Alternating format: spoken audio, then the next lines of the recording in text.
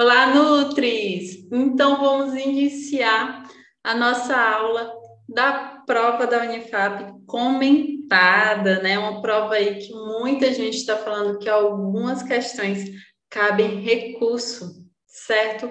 E vamos comentar essa prova, vamos dar bizus que vai servir sim para vocês fazerem outras provas de concurso ou residência. E aqui a gente tem o QR Code, então vocês podem acessar esse QR Code, vai cair no canal do Telegram e vocês podem pegar toda essa aula completa e bisurada lá no Telegram, certo? E não só essa aula, quanto outros conteúdos que estaremos postando lá, tá? Exclusivamente no Telegram, tá bom?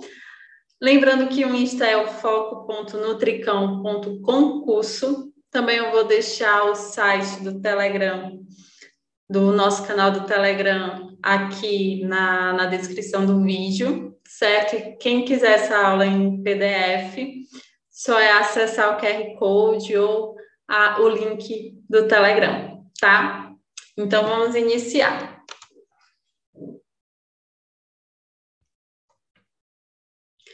Então, a primeira questão foi uma questão de Yuan sobre cocção, né? Então, os processos básicos de cocção realizam-se por meio de calor úmido, seco e misto. O método de consiste em submeter pequenas quantidades de alimento em pouca gordura, bem quente, mantendo a frigideira em constante movimento para que os alimentos não grudem no fundo da frigideira, certo? Então, grelhar é a aplicação do calor diretamente no alimento, certo? Tanto em cima quanto embaixo, tá? Desse alimento. Então, a aplicação direta do calor nesse alimento, tá? Frigir é fritar, certo? Saltear, sim, seria a opção correta, tá? Que é justamente colocar esse alimento numa gordura quente para evitar com que esse alimento perca alguns nutrientes, tá bom? Então, saltear é a resposta correta, tá? Vou deixar esse comentário para vocês, tá bom? E só é apontar a câmera aqui para o QR Code e lá vocês vão encontrar a aulinha completa e comentada, tá? Peixes são animais aquáticos que possuem esqueleto cartilaginoso ou ósseo e apresentam guelras, podendo ser marinhos ou de água doce. A cenário alternativa que apresenta apenas peixes de água doce. Então, temos aqui tainha, sardinha e pargo. A gente sabe que a sardinha e o pargo são bem conhecidos, né, de água salgada, tá? Então, já é uma assertiva incorreta. Lambari, pintado e traíra. Lambari, pintado e traíra são os peixes de água doce, certo? Cavala, badejo e pacu. Cavala é bastante conhecido e é um peixe, né, de água salgada, tá? Merluza, robalo também é bastante conhecido, peixe de água salgada, tá? Linguado, corvina e tucunaré. Linguado também, peixe de água salgada, certo? Então, a assertiva correta é o lambari, pintado e traíra. O cálculo do indicador de parte comestível dos alimentos, também conhecido como fator de correção, serve para avaliar a qualidade do gênero adquiridos, a eficiência e treinamento da mão de obra, bem como a qualidade dos utensílios e equipamentos utilizados em uma unidade de alimentação e nutrição. Considere 1 quilo de batata crua, seja descascado e resulte em 800 gramas de batata.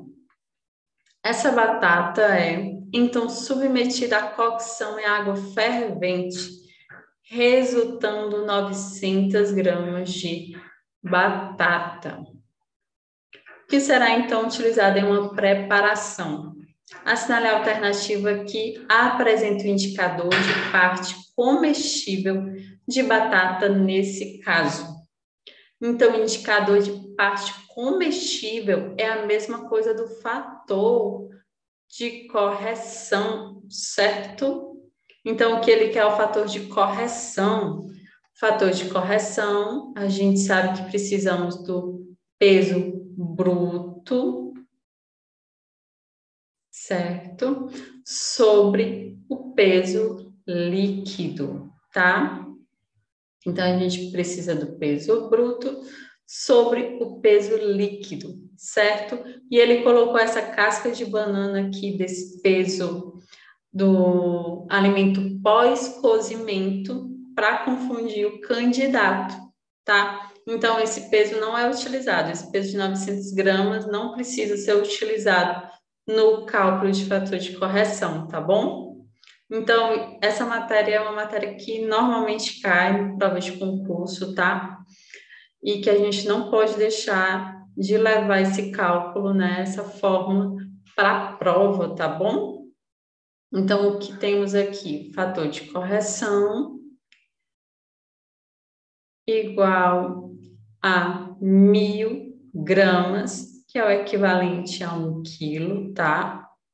Então, a gente também tem que ficar atento na hora da resolução da prova em relação à unidade de medida, tá? 1 quilograma equivale a 1.000 gramas, que resulte em 800 gramas de batata descascada, que é a batata, né, sem aparas, certo?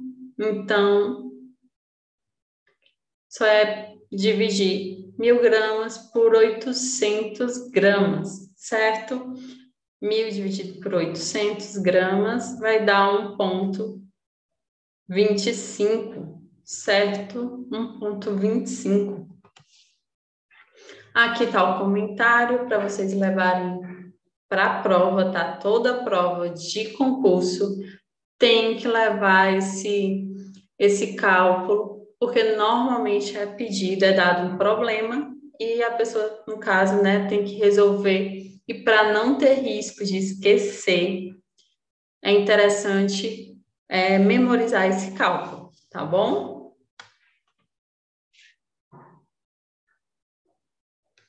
As bactérias vivem e se multiplicam em muitos alimentos e a própria temperatura da cozinha de uma unidade de alimentação e nutrição, bem como sua umidade, proporcionam condições ideais para isso. A esse respeito, analise as afirmativas abaixo e dê valor V de verdadeiro, F de falso, certo? A maior parte das bactérias não necessita de ar para sobreviver, mas algumas só se multiplicam na presença de oxigênio, como é o caso do Clostridium. Na verdade, a maioria, certo, das bactérias precisam sim de ar, né, de oxigênio para sobreviver, tá? Então, a maioria das bactérias precisam de ar para sobreviver, certo? Então, essa assertiva é falsa. Acima de 45 graus Celsius, poucas bactérias conseguem se multiplicar. Desse modo, a temperatura de cocção dos alimentos é aspecto importante a ser observado, certo? Normalmente, a temperatura acima de 45 graus já tende, né, a fazer com que as bactérias não consigam se reproduzir de uma forma efetiva, tá? Em seus estágios finais, a contaminação microbiológica dos alimentos de origem animal leva à putrefação e a dos alimentos de origem vegetal leva à fermentação. Correto, certo? Então, é FVV. Assertiva D, correta, tá? Aqui temos a temperatura ótima para cada grupo de micro-organismos, certo? Psicrófilos, que é a temperatura de 12 a 15. Mesófilos, eles se reproduzem melhor em 30 a 45 graus Celsius. E termófilos, 55 a 57 graus Celsius, tá? E a maioria são mesófilos, certo? De 30 a 45 graus Celsius. Sua temperatura ótima de reprodução, tá bom? O congelamento é um método de conservação de alimentos utilizados em unidades de alimentação e nutrição. A respeito desse método, analise as afirmativas abaixo. A ação do frio impede o desenvolvimento de bactérias e bloqueia a ação das enzimas, evitando assim a deterioração do alimento e a destruição das suas vitaminas e demais nutrientes. Impede o desenvolvimento e bloqueia a ação das enzimas, correto. Quando o alimento é congelado, as bactérias nele presentes não morrem, mas são forçadas a permanecer em um estado de letargia, o que suspende a sua proliferação. Correto, certo? Elas vão ficar realmente mais letárgicas. Com a diminuição da temperatura, ultrapassando a barreira dos 0 graus Celsius, a água contida nos alimentos transforma-se em gelo. Isso impede a multiplicação dos micro-organismos, uma vez que estes utilizam água para se reproduzir. Então, essa também está correta. A assertiva é 35, assertiva é. Leia o texto abaixo, que trata de um dos tipos de serviços de alimentação existentes. É a empresa especializada na preparação de alimentação em meios de transporte, fornecendo para trens, ônibus e aviões. Nesse tipo de serviço, as etapas de embalagem, aquecimento e armazenamento devem ser planejadas, assim como os cardápios, para que a apresentação e o sabor sejam preservados. Assinale a alternativa que preencha corretamente a lacuna. Então, aqui tem a assertiva A, buffet. A gente sabe que o buffet, ele não foca, né, na preparação de alimento para meios de transporte, certo? Em relação ao fast food, a alimentação é transportada, né? Vai até a sua casa, uma embalagem normalmente específica. Catering, essa sim é a assertiva correta, tá? Então, é uma forma de preparação de alimentos, né? E uma forma de armazenamento com que esse alimento, né? Tipo cocktail, com que esse alimento tenha uma boa apresentação após o descongelamento, certo? E ele não é utilizado em navios, tá bom? Ele é utilizado para trens, ônibus e aviões, mas não é utilizado para navios, tá? E o item D, self-service, é aquela que os alimentos, né, estão em uma bancada e o cliente, no caso, vai lá e se serve, tá? E o serviço à la carte, o cliente pede e então é servido, aquela preparação, tá? Sem precisar ele ir até a bancada servir, tá bom? Até o balcão de servir, tá bom? Então, é o item C. A clara em neve confere leveza à preparação culinária e alguns fatores podem interferir em sua consistência e volume durante o seu preparo. A esse respeito, assinale a alternativa correta. Então, o açúcar na clara diminui a sua firmeza, elasticidade e estabilidade. Na verdade, o açúcar ele vai aumentar a estabilidade dessa clara, certo? Ácidos como vinagres diminuem o volume e a firmeza da clara. Na verdade, vai aumentar essa estabilidade, tá bom? A gordura retarda a formação de espuma. Sim, a gordura vai retardar a formação de espuma. É tanto que o ideal é não colocar a gema na hora da preparação da clara em neve, certo? Porque senão não vai formar, não vai fixar o ar na hora de fazer a clara em neve e dessa forma vai ficar instável essa clara em neve, tá bom? Então, aqui eu deixei também esse slide, que todos esses slides são das minhas aulas de preparação, preparatório para nutricionista, né, BSE, para a Unifap. Então, foi todas do preparatório, por isso que não está na qualidade muito boa, porque algumas foram printadas, certo? E aqui eu estou deixando esse material para vocês também revisarem em outro momento, tá? Então, é muito interessante a gente levar essa tabelinha para a prova, certo? Essa tabelinha normalmente cai muito em prova, como caiu, né, nessa prova de 2022 da Unifap. E ela mostra a característica da clara em algumas situações, certo? Na presença da gema, na presença do açúcar, na presença do sal, da água e do ácido, tá bom?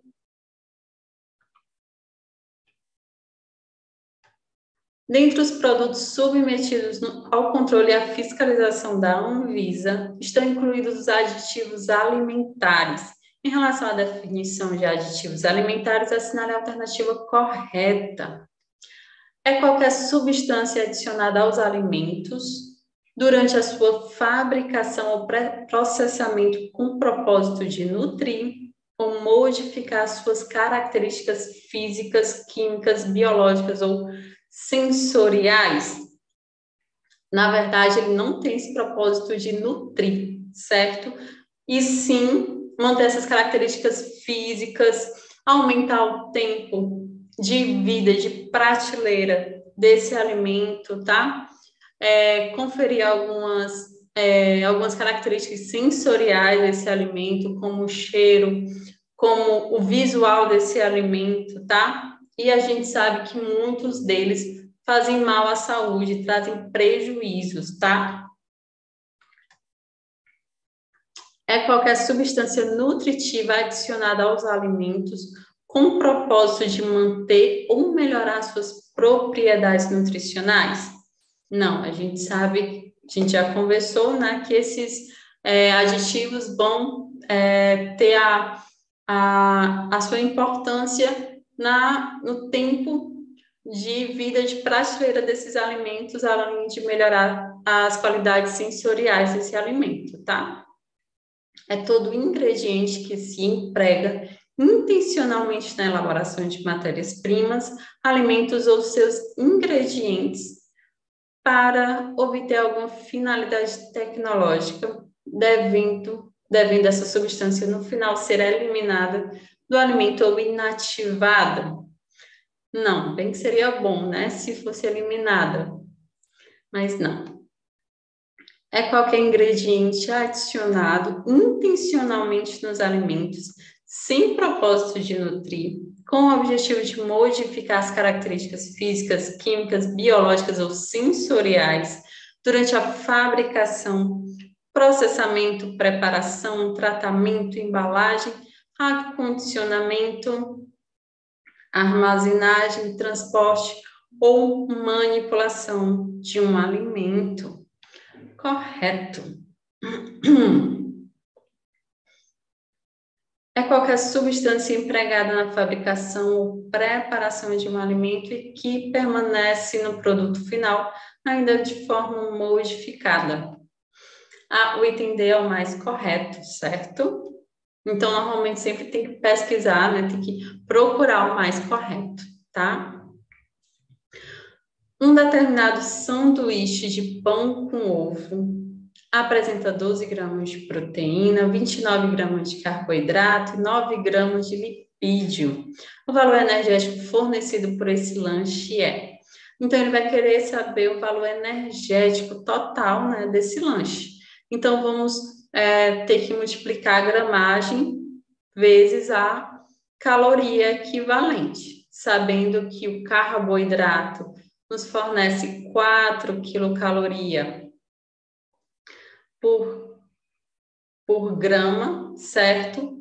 Assim como a proteína, tá? Então, a gente multiplica a proteína vezes 4, multiplica o carboidrato 29 vezes 4 e multiplica 9 gramas vezes 9, que é a caloria fornecida por cada grama de lipídio, certo? Normalmente, os alimentos ricos em lipídio são mais hipercalóricos, tá?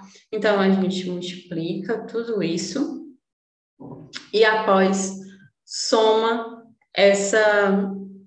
esses resultados da multiplicação, tá? E que, no caso, a gente vai encontrar o valor de 245 gramas, certo? A soma vai dar o valor de 245 gramas. As leis da nutrição foram desenvolvidas por Pedro Escudeiro, de 1937. Sobre essas leis, analise as afirmativas abaixo. A lei da harmonia diz respeito ao equilíbrio que deve haver na ingestão dos alimentos e, consequentemente, de nutrientes. Correto. Então, a harmonia é entre a ingestão desse alimento e a quantidade de nutrientes, certo? A lei da adequação traz que a dieta deve ser individualizada, levando-se em consideração os fatores que interferem em seu cálculo, tais como peso, gasto energético, poder aquisitivo e disponibilidade de alimentos, bem como estado fisiológico desse indivíduo. Correto. Então, ele vai levar em consideração vários fatores, né, que vai influenciar nessa adequação, né, dessa alimentação para o indivíduo, tá? A gente sabe que as DRIs nos trazem valores diferenciados conforme o sexo, a idade, o estado fisiológico desse indivíduo, se essa pessoa ela está gestante ou não, certo? Dentre outros. Então, a gente sabe que as DRIs nos trazem quantidade adequada de nutrientes conforme cada indivíduo, certo? A lei da qualidade diz que a dieta deve ser baseada no consumo de alimentos orgânicos, não transgênicos e livres de gorduras trans. Não, essa assertiva está falsa, né? É tanto que as gorduras trans é algo mais recente, né? Que determinam a quantidade adequada para vir nos alimentos, principalmente industrializados, tá bom? Nesses alimentos industrializados, no caso. Então, VVF. A 1 e a 2 estão corretos, certo?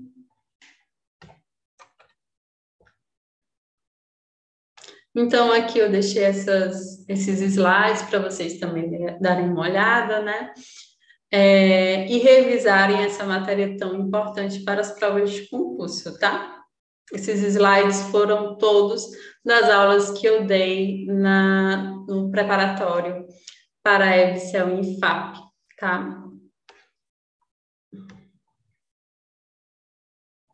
A alimentação macrobiótica é definida como perfeito equilíbrio das forças positivas e negativas encontradas em nosso corpo. Em relação aos preceitos dessa alimentação, assinale a alternativa incorreta.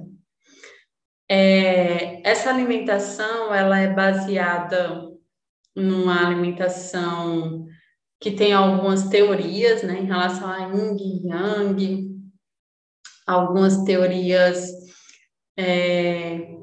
de estilo de vida, certo?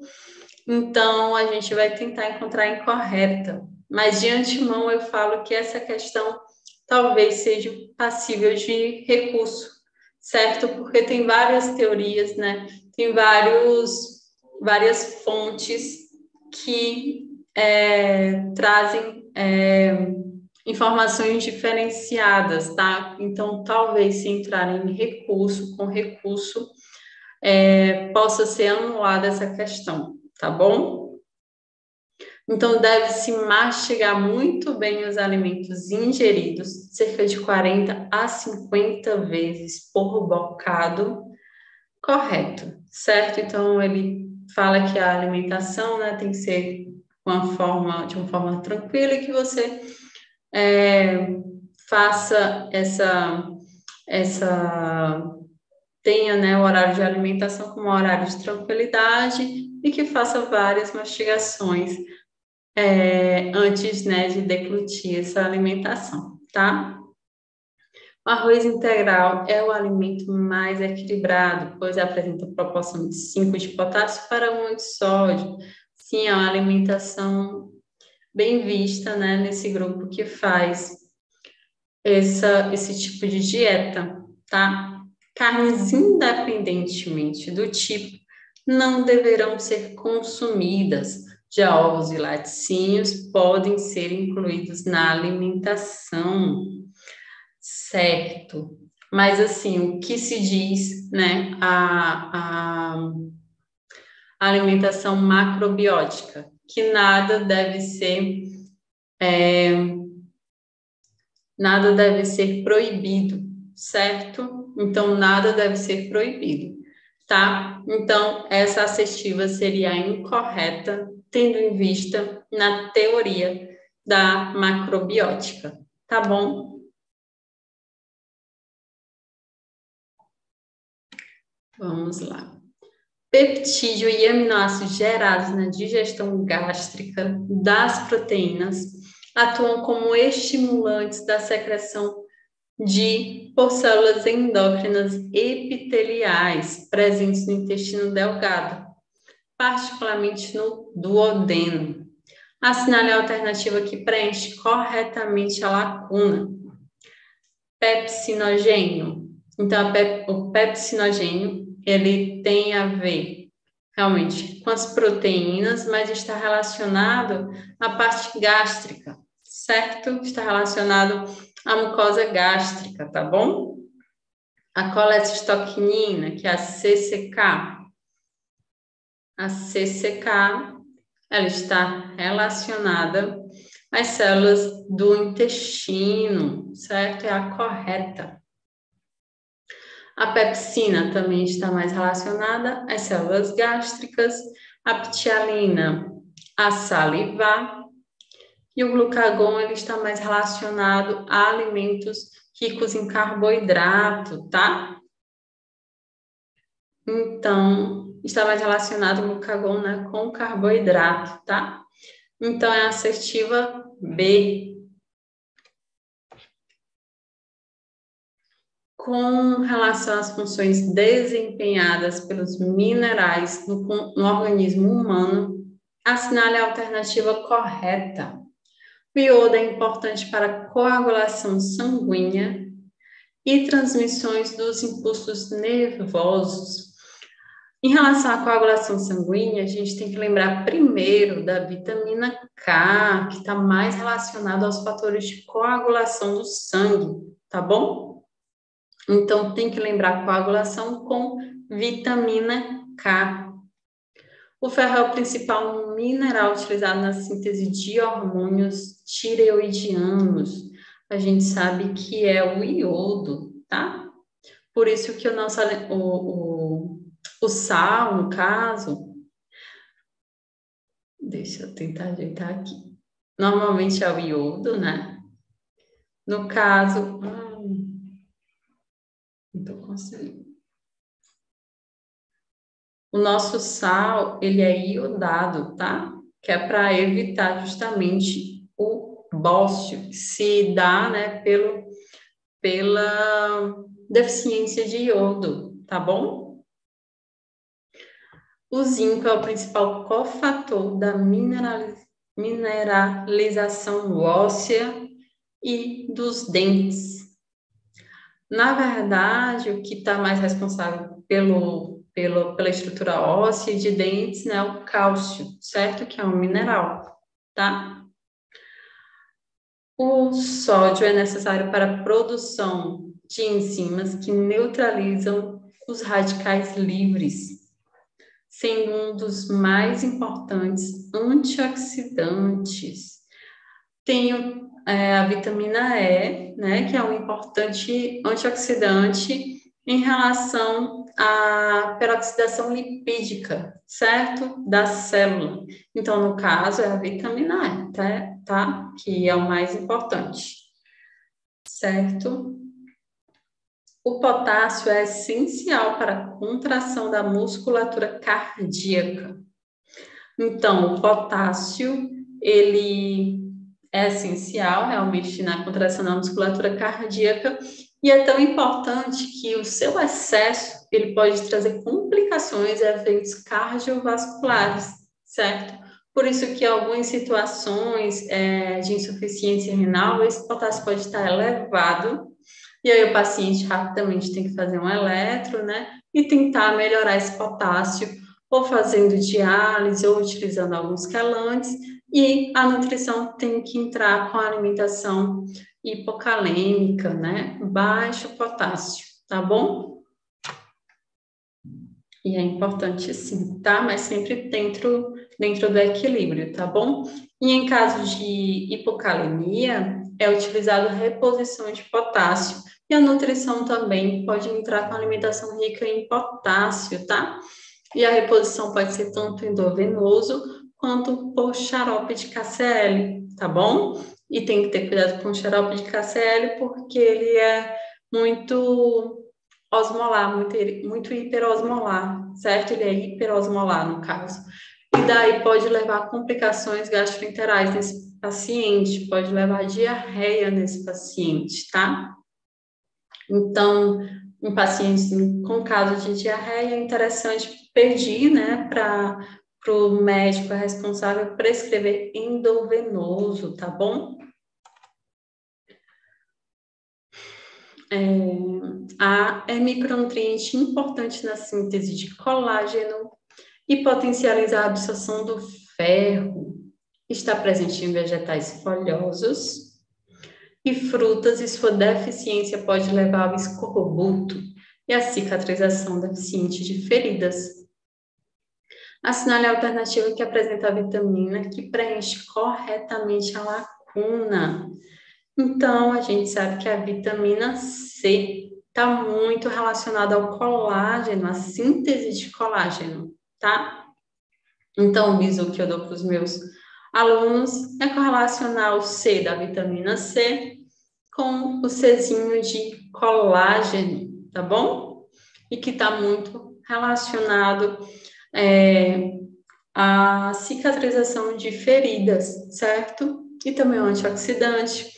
A gente sabe que vai aumentar a absorção de ferro não M, certo? Então, é interessante esses pacientes que são vegetarianos, veganos, utilizar alguma coisa rica em vitamina C junto com as refeições que são ricos em ferro, né? Ferro não M, que aí vai ajudar, vai acidificar o meio e então ajudar nessa absorção do ferro não M, tá bom? A prática de atividade física ocasiona um aumento da demanda energética para o trabalho biológico, ou seja, para a contração muscular. Em relação ao metabolismo energético na atividade física, assinale a alternativa incorreta. O organismo possui reservas celulares substanciais de adenosina trifosfato, capazes de atender à demanda energética pelos primeiros 30 minutos de atividade física. Só após esse período é que há necessidade de ressíntese da molécula de ATP. Na verdade, os exercícios que envolvem o ATP, eles são exercícios de duração rápida, certo? Então, exercícios de duração de segundos, tá? Ele não chega a nos fornecer energia durante 30 minutos, tá bom? Então, são exercícios de segundos, tá? E não minutos. Então, essa já é a alternativa incorreta, tá? A depressão das reservas de carboidrato ocasiona a utilização dos estoques corporais de lipídios, os triacilglicerídeos, dos tecidos hepáticos e muscular, e os ácidos graxos circulantes mobilizados a partir do tecido adiposo. Os carboidratos apresentam um único substrato energético capaz de fornecer energia anaeróbica, sendo a glicólise anaeróbica o sistema de obtenção de energia predominante nos primeiros 2 minutos de atividade física. Alguns aminoácidos são chamados de glicogênicos, pois podem produzir ácido pirúvico, oxalacetato ou malato. Quando desaminados, dessa forma vai para o ciclo de Krebs, correto? E tem esse nomezinho de glicogênicos, tá? Esses aminoácidos. O carboidrato estocado na forma de glicogênio hepático são o substrato energético predominante nos primeiros 20 minutos de metabolismo aeróbico de intensidade constante, baixa a moderada. Correto. Então, a avaliação global subjetiva, ASG, é largamente utilizada para a avaliação nutricional em diversas condições clínicas. Em relação aos aspectos que fazem parte da ASG, considere as afirmativas abaixo. A avaliação da massa muscular em áreas como clavícula, ombros e quadríceps. Correto, ele vai avaliar tanto a massa muscular quanto avaliar a massa gordurosa, certo? Então, ele vai avaliar a depleção ou não de reservas energéticas, tanto muscular quanto gordurosa, tá bom? Avaliação da gordura subcutânea em áreas como bíceps e tríceps, correto? Correto. Avaliação da presença de sintomas gastrointestinais como vômitos e diarreia, correto? E avaliação da capacidade funcional relacionada ao estado nutricional, correto também, tá? Então, ele vai avaliar se esse paciente ele deambula, é acamado ou restrito ao leito. Então, ele vai avaliar essa capacidade funcional desse paciente, tá bom?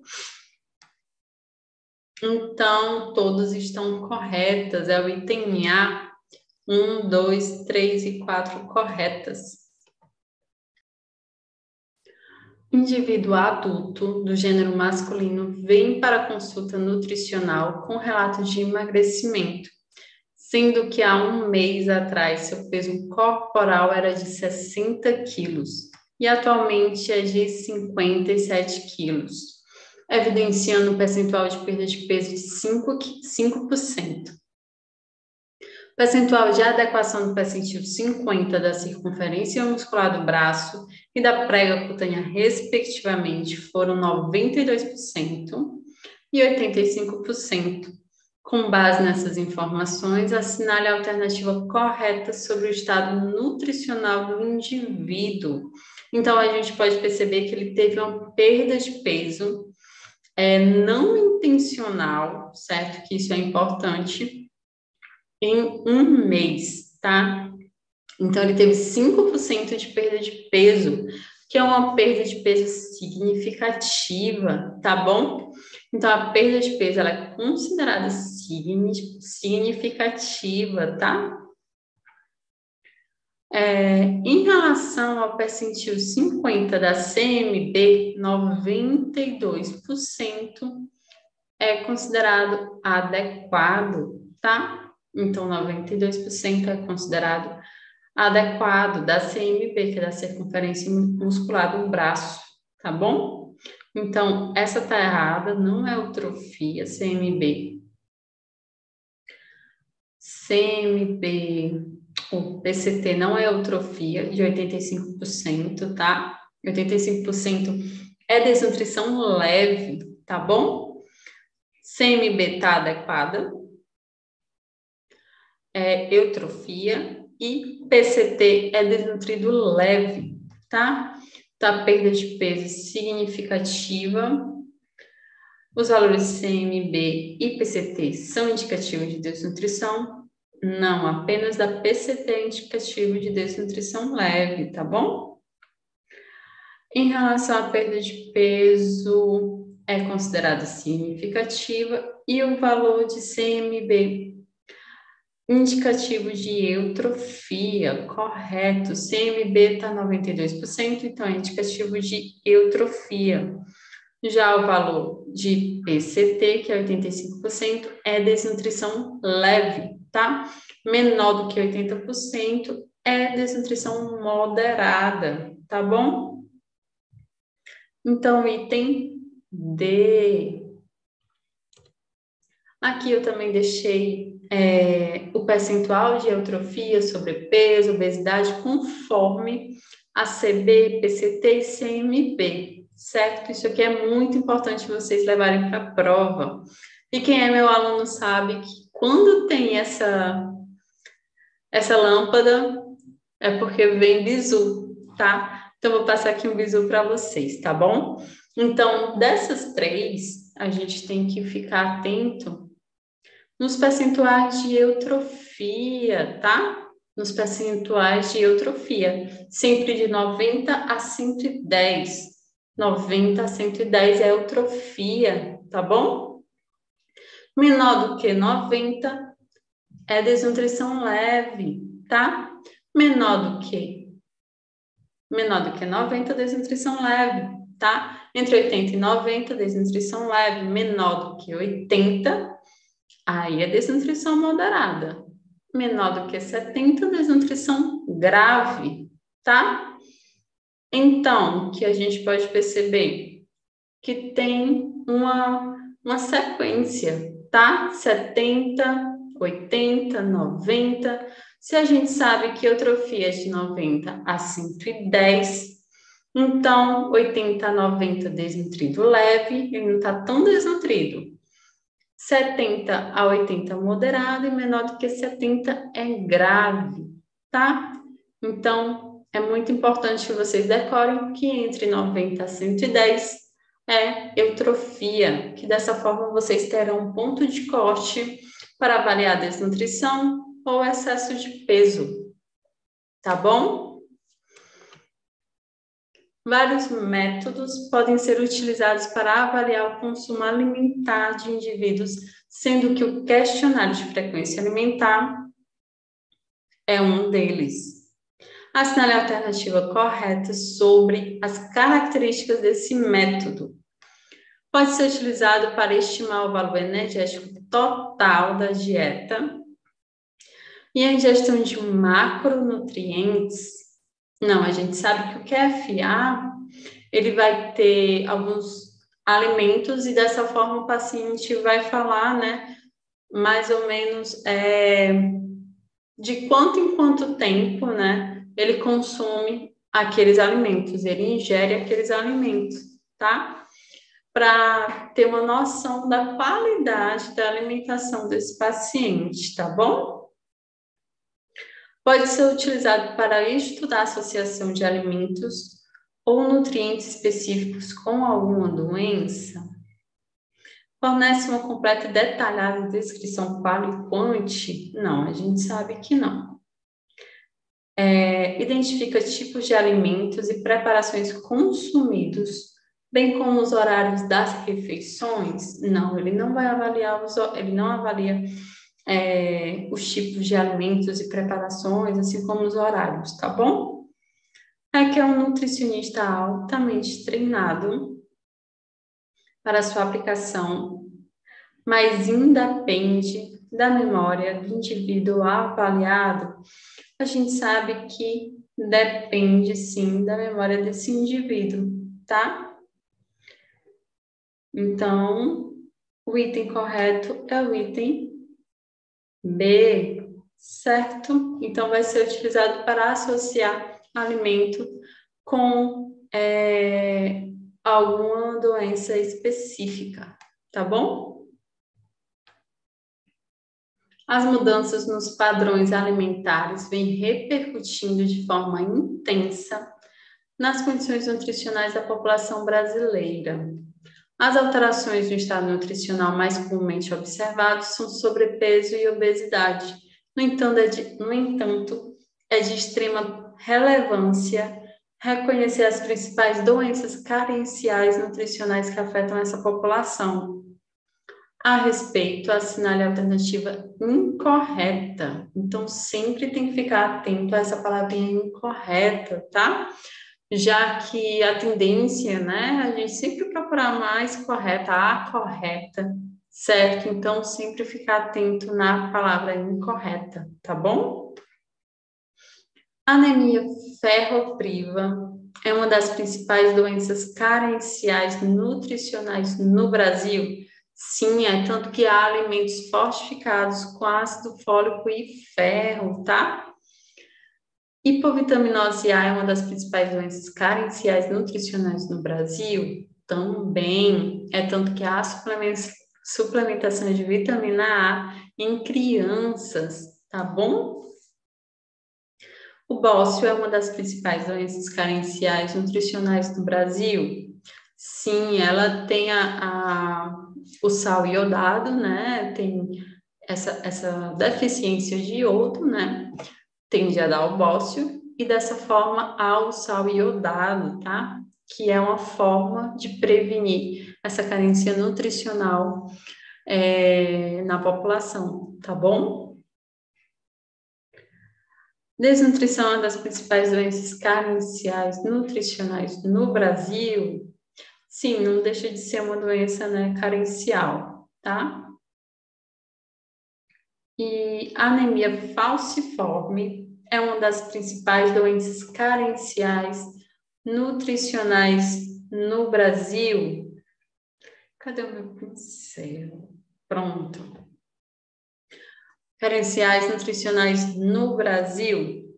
A gente sabe que a anemia falciforme, ela é uma anemia decorrente de uma doença genética, tá? Que vai fazer com que a hemácia tenha uma forma de foice, um formato de foice, tá bom?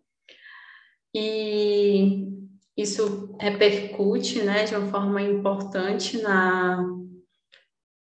na vida do indivíduo, tendo em vista que a anemia falciforme leva a alguns prejuízos, tá? Em relação à circulação, em relação a inflamações. Esse indivíduo pode ser submetido até um transplante de medula óssea, tá? Para, então, melhorar, né, a fim de tratar essa doença, tá bom?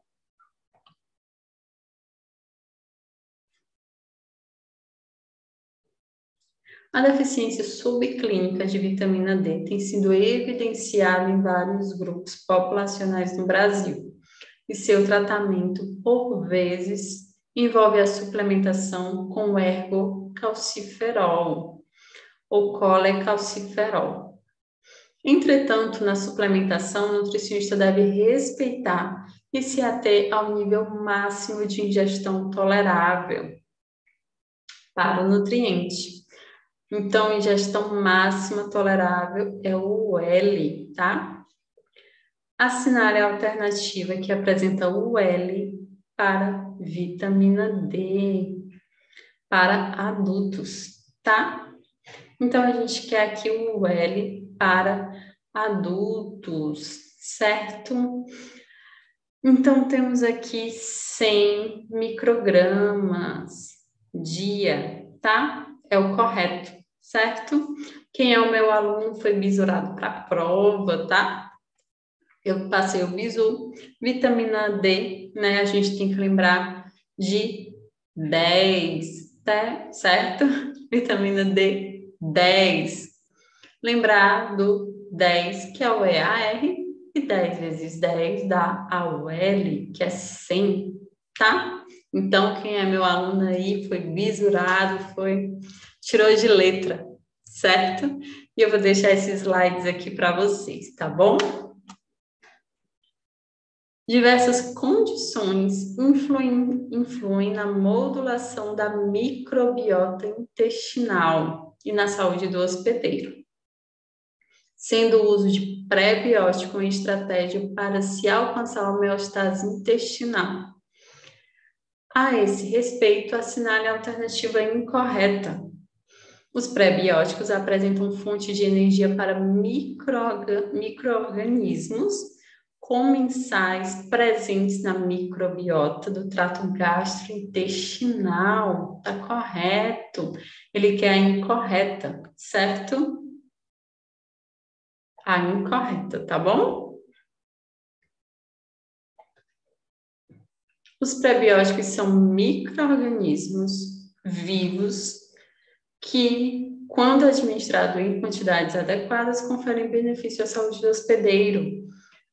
Tá equivocado, né? A gente sabe que aqui são os probióticos, que são micro-organismos vivos, tá? E não prebióticos, são probióticos, tá? O bizu que eu dou é que pré-bióticos, ele antecede, né, aquele micro-organismo, né? Então, assim, precisa do pré-biótico para fazer com que os micro-organismos se proliferem, tá? Se multipliquem, tá bom? Então, o pré-biótico vai anteceder, não é o micro-organismo. Já o probiótico é o próprio micro-organismo, tá bom? Então, a gente não pode confundir que é uma questão fácil, tá? Então, a gente precisa realmente dar atenção e, como já é o final da prova, o candidato, né, tem essa tendência já em ficar cansado e não ter como prestar atenção, já está, né, um pouco saturado daquele tempo de prova. Então, tem que realmente ficar atento a esse detalhezinho na palavra, tá?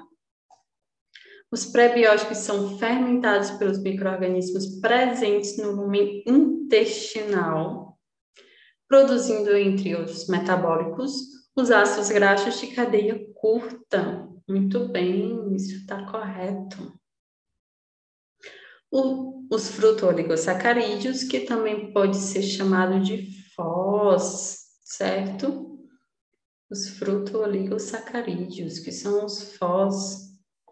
E a inulina são dois prebióticos mais utilizados na prática clínica. Corretíssimo.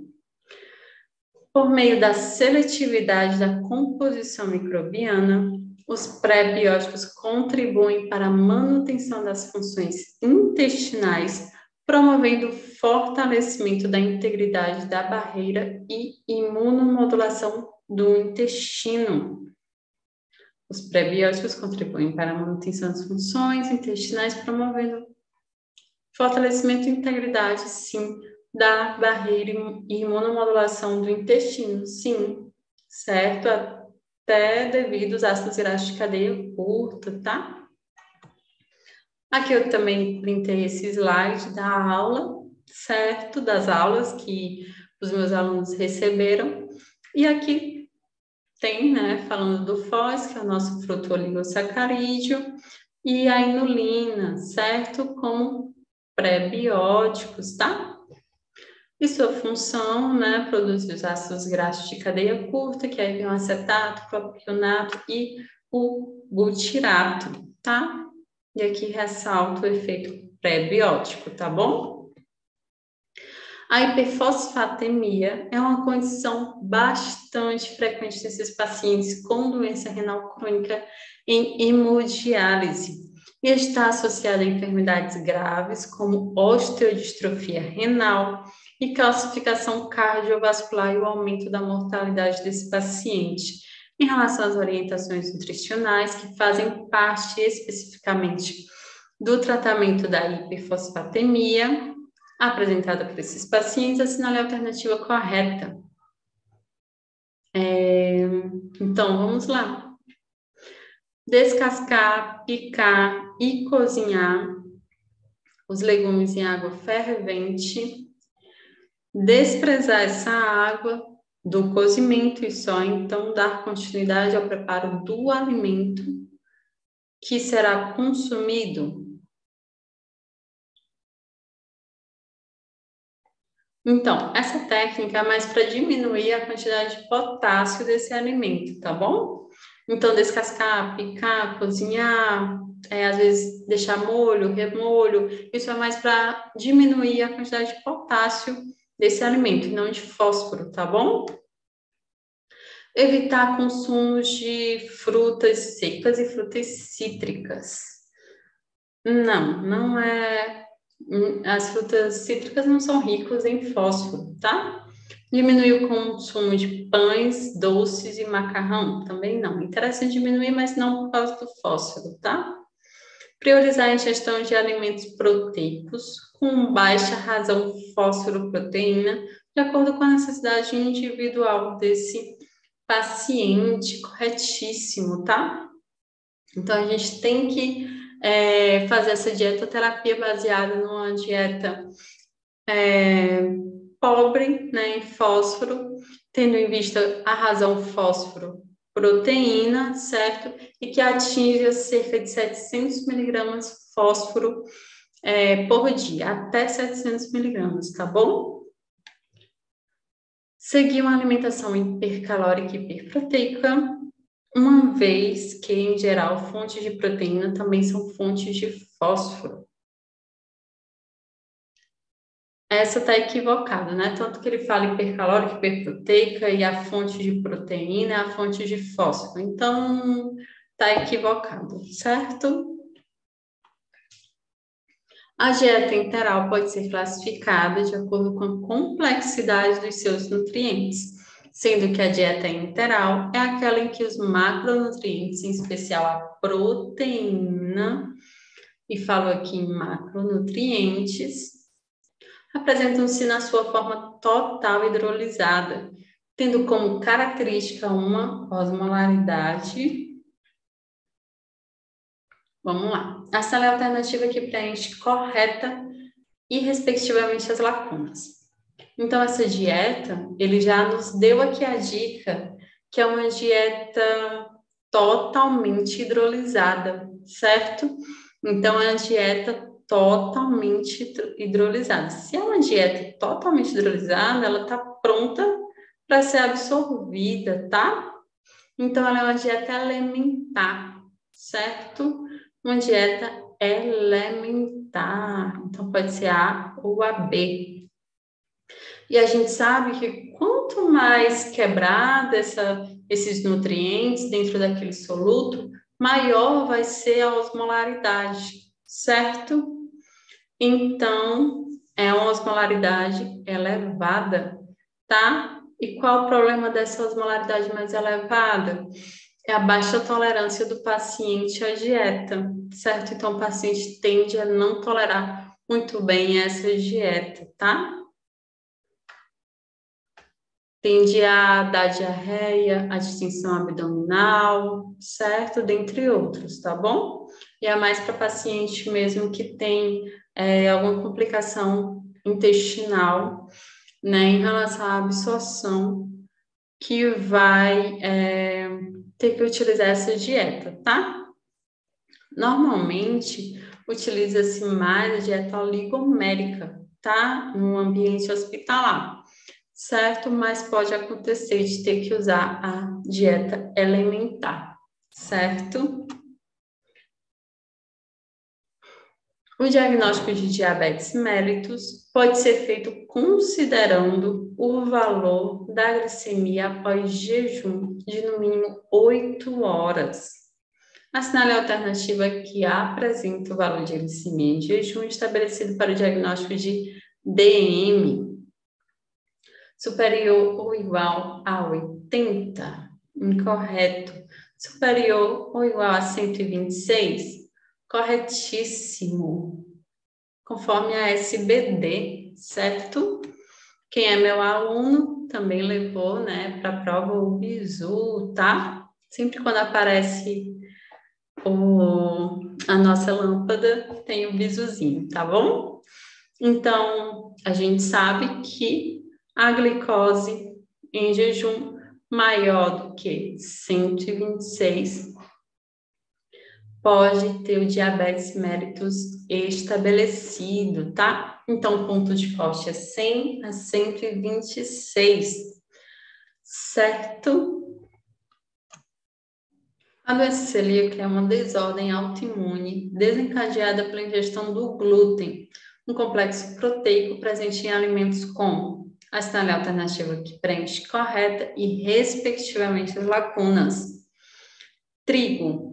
Então, o trigo é um alimento rico em glúten, né, que realmente o paciente tem que evitar, certo? Já a tapioca, não, tá?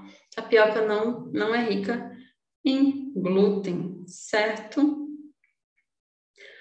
Arroz também não, certo? Já a aveia pode ter, durante a sua colheita, né, essa contaminação cruzada, tá bom? O malte também pode conter algumas frações de glúten, certo?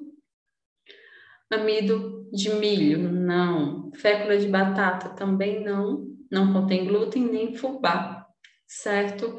Centeio e cevada, sim, esses contêm glúten. A assertiva correta é o item E. Aqui também é o print do slide, né, que dos meus alunos em relação ao nosso preparatório para EBSER. E aqui a gente dá o bizuzinho do TCC, que todo mundo tem que fazer, né? Ali quando finaliza a graduação de nutrição, TCC. Então, lembrar do TCC na hora da prova, trigo, centeio e cevada, certo? E de quebra, lembrar do malte, tá? TCC, certo? A subnutrição apresenta um aspecto fundamental tanto na gênese como no processo de cicatrização das úlceras por pressão. A respeito da terapia nutricional aplicada às úlceras por pressão, analise as afirmativas abaixo e atribua valores verdadeiro ou falso, tá? Em primeiro lugar, úlcera por pressão não é mais o termo adequado, certo? Desde 2016 foi reformulado esse termo, tá bom?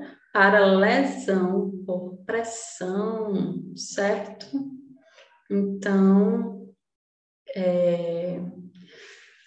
a banca trouxe a palavra úlcera por pressão, mas o termo correto desde 2016, tá bom? É lesão por pressão, certo? Então, se vocês falarem para alguma enfermeira, estomaterapeuta, que o paciente está com úlcera por pressão, aí vocês vão lembrar que não é úlcera por pressão, tá? É lesão por pressão, porque na hora ela vai te corrigir, tá bom? Então, vamos lá. O aporte energético diário para o indivíduo com úlcera por pressão independe do grau e deve ser superior a 45 quilocalorias por quilograma de peso, devido ao hipercatabolismo influenciado pela inflamação e infecção. Não, a gente tem que fazer a caloria conforme o estado nutricional desse paciente, né? Até porque se a gente for hiperalimentar um paciente desnutrido, esse paciente pode ter uma síndrome de realimentação. Então, tem que compassivamente alimentar esse paciente. E da mesma forma, se a gente hiperalimentar um paciente obeso, esse paciente pode ter um overfeeding, certo? Ele pode ter problemas devido a essa hiperalimentação e dessa forma precisar de mais tempo de hospitalização, assim como maior tempo em relação a suporte ventilatório, dentre outros, tá? Então, vai depender do estado nutricional. Se esse paciente é desnutrido, pode dar uma hiperalimentação nesse paciente se a gente fornecer uma dieta hipercalórica. Não é interessante. Assim como o paciente obeso também não é interessante hiperalimentar, certo? Então, tem que ter um equilíbrio, tá? Está correto? Não, está falso. Ele quer, né, a assertiva correta, tá? Quanto aos macronutrientes, preconiza-se uma dieta hiperproteica, normoglicídica e normolipídica, com indicação para o uso de ácidos graxos essenciais, certo? Está correto, tá? Que vai influenciar também na cicatrização dessa lesão por pressão, certo? Os antioxidantes, mais precisamente os flavonoides, melhoram a circulação sanguínea, aceleram a resposta imunológica, além de agirem destruindo os radicais livres, tá? Então, esses antioxidantes, o que mais tem sido estudado, né? E o que mais é preconizado nas últimas diretrizes, certo? A última foi de 2020, que é a diretriz da Braskem, que é uma ótima referência, certo? Aqui para o nosso país, o Brasil. Eles nos traz os carotenoides, tá? Como antioxidantes mais estudados para essa finalidade, certo? Então, não são os flavonoides, tá? E então, os antioxidantes entrando vitamina A, vitamina C, vitamina E, certo? A suplementação com L-carnitina é preconizada, pois apresenta ação anti-inflamatória e efeitos positivos no balanço nitrogenado e a resposta imunológica, favorecendo o processo cicatricial. Não, o que é preconizado é a arginina, tá? A arginina é o mais estudado, tá bom? Deixa eu só... Então, aqui a resposta correta é a arginina, tá? Que ela tá mais relacionada a esse processo de cicatrização, certo? E, normalmente, os suplementos para essa finalidade são ricos em arginina, tá? Então, precursores, certo? E, normalmente, sim, são hiperproteicos, tá bom? Ela, conforme as novas diretrizes, né? É falsa, tá? Assim como essa, tá bom? Então, seria FVFF, certo? Resposta correta, item C. Isso conforme as diretrizes, tá? Mas como é que eu posso dizer? No gabarito, certo? No gabarito preliminar da prova, tá como se fosse correta, certo? Esse item tá como se fosse correto, os flavonoides, tá bom? Se eu não me engano, é o item A que tá no gabarito. Mas Se você quiser entrar com recurso, certo? Essa questão, ela é passível de recurso, tá? Ou então, pelo menos, de mudança de gabarito, tá bom? Porque o gabarito mais correto, né? Que condiz melhor com a questão, é o gabarito C, tá? FVFF, tá? Aqui eu trouxe a Braskem, certo? A Braskem de 2020, até na campanha Diga não, diga não à lesão por pressão, certo? E aqui no GIS, né? Introduzir suplemento nutricional oral, contendo carotenoides e vitaminas antioxidantes, certo? Também nos fala das calorias para utilizar nesses pacientes, assim como a quantidade de proteína, tá? Hoje mesmo eu adequei, né, fiz essa adequação à proteína de uma paciente que é extremamente desnutrida, certo? Então, fatores que podem levar à lesão por pressão é o fator nutricional, é o fator de hidratação desse paciente, o fator de mobilidade desse paciente, se esse paciente é acamado ou não, certo? É tanto que uma das intervenções é a mudança de decúbito desse paciente, pelo menos de 2 em 2 horas, tá bom? Eu faço parte do GT de lesão de pele, certo? Do hospital no qual eu sou nutricionista, tá? E eu tenho experiência em UTI, e eu tenho bastante vivência com esses pacientes que têm lesão por pressão, que são acamados, que utilizam de terapia de nutrição enteral e de terapia de nutrição parenteral. Eu também participo da MTN, eu faço parte dos membros, né? Eu sou um membro da EMTN, que é a equipe multiprofissional de terapia de nutrição enteral e parenteral. Então, assim, essa vivência é bem grande, né, na minha vida profissional, tá? Então, temos que estar conscientes dessas medidas, tá? A fim de evitar ou melhorar, né, essa lesão por pressão que pode levar a outras morbidades para esse paciente, tá bom? E é um mundo, certo? Realmente é bem detalhado esse assunto, tá? Durante a gravidez, a azia é uma queixa mencionada por 30 a 50% das gestantes e algumas medidas podem ser tomadas para aliviar seus sintomas. A respeito dessas medidas, assinale a alternativa incorreta. Seguir dieta mais fracionada, com menos volumes, por refeição, pode amenizar, sim, esses efeitos da azia, tá? Evitar a ingestão de frutas ácidas. Não, essa é incorreta, certo? Não é devido à azia que a pessoa vai evitar essas frutas, tá bom? Não deitar após as grandes refeições, sim, pode ajudar. Evitar o consumo de café, chamate e frituras, sim, tendo em vista que esses alimentos reduzem a pressão do esfíncter esofágico inferior, certo? Então, evitando, pode melhorar, sim, essa azia, tá bom? Que é a pirose, né? Certo? O nome científico, pirose. Não ingerir líquidos durante as grandes refeições, correto, certo? Para evitar o aumento do volume gástrico, tá? E a piora dessa azia.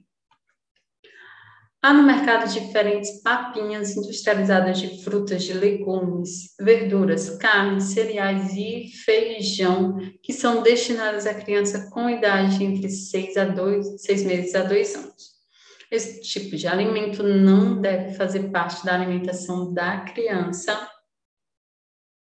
Não deve fazer parte da alimentação da criança por vários motivos. Em relação a esses motivos, assinale as afirmativas abaixo. A textura das papinhas não favorece o desenvolvimento da mastigação mesmo havendo diferença de consistência para diversas idades, correto. Essas papinhas são compostas por diferentes alimentos misturados no mesmo potinho, que dificulta a percepção dos sabores, correto. As papinhas não favorecem a criança a se acostumar com o tempero da comida da família, correto. Então, todas estão corretas. O interessante é utilizar a própria alimentação da família, certo? A faixa de distribuição aceitável de macronutrientes para carboidrato estabelecida para adultos não gestantes e não lactantes é D. E a ingestão dietética recomendada diária de carboidrato para essa população é D. Então, a gente sabe que é 45 a 65% do total de energia que tem que ser proveniente do carboidrato, tá? 35 a 50, 25 a 35 é muito baixo, tá? Então, a gente tem que saber, a gente tem que lembrar que o carboidrato é uma das principais fontes de energia rápida para o ser humano, certo? E que o cérebro é um órgão que exige glicose diretamente, né? Para o seu funcionamento adequado, tá?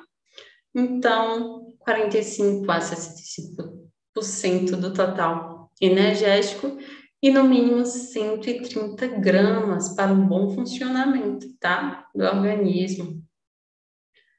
Cadê? Pronto. Então, é o item A. Também eu printei essa aula, não está muito nítida, porque eu printei, né, a aula, e que aqui a gente conversa durante as aulas em relação ao percentual, né, desses macronutrientes, 45 a 65%, tá? Assim como a referência de 130 gramas, tá? Para acima de 19 anos. 175 para gestantes e 210 para lactantes, certo? E a gente tem que lembrar, né, que a função é prover energia para as células, especialmente a do cérebro, tá bom? Que é o único órgão glicose dependente, tá? O aconselhamento nutricional em grupo é o trabalho realizado em conjunto com indivíduos que apresentam problemas nutricionais similares. Para que esses resultados sejam mais efetivos nesse tipo de aconselhamento, alguns aspectos devem ser observados. A esse respeito, analise as afirmativas abaixo e atribua valores verdadeiro e falso. O nutricionista deve limitar o uso de diretrizes, dizer o que fazer ao grupo para a resolução de problemas, facilitando que os membros decidam por eles mesmos o que fazer. Sim, o nutricionista ele vai tender a fazer com que o paciente seja mais independente, certo? O nutricionista deve conhecer as mudanças positivas, reconhecer as mudanças positivas que todos os membros estão fazendo. Quanto mais prestigiado e bem-sucedida a pessoa se sente em um grupo, mais se sentirá atraída por ele. Sim, porque ela vai se sentir mais bem recebida, vai se sentir, né, dentro de um grupo, dentro de uma comunidade, né, que ela é aceita e que é parecido, né, com aquele perfil, né, de população, de gente, tá? O nutricionista deve ajudar os membros a explorar causas e fatores contribuintes para o comportamento e pensamentos problema. Sim, então o nutricionista tem que fazer mesmo o paciente se reeducar, certo? E não mandar o que ele tem ou não que comer, certo? E não ficar mandando o que ele deve ou não fazer, tá? Então, ele quer que o paciente tenha uma independência, tá? Em relação aos seus hábitos alimentares. Então, assertiva E. Então, chegamos ao final, né, da nossa aula. Espero que tenham gostado. Se tiverem gostado, deem um like, comentem, certo? Que mais dessas virão, tá bom? Nossa intenção é fazer semanalmente aulas para ajudar vocês nessa caminhada, né, da tão sonhada aprovação, tá? E não esqueçam de pegar o material aqui no QR Code, vamos deixar o material lá para vocês, tá bom? Beijo, não esqueçam de seguir a gente no @foco.nutricão.concurso e até a próxima. Tchau!